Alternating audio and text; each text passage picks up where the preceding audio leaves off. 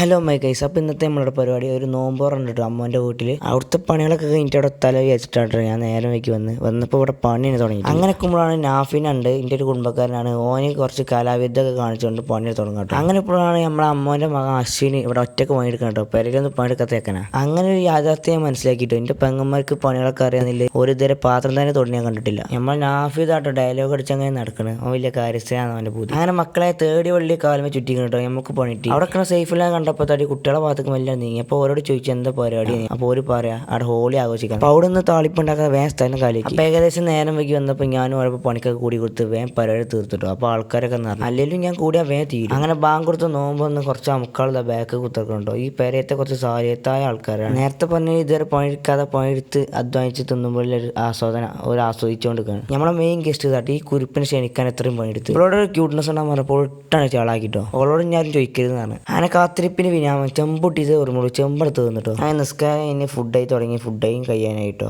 അപ്പോൾ ഇത്രയുള്ള നമ്മൾ ഇന്നത്തെ വീഡിയോ. ബാക്കി നാളെ.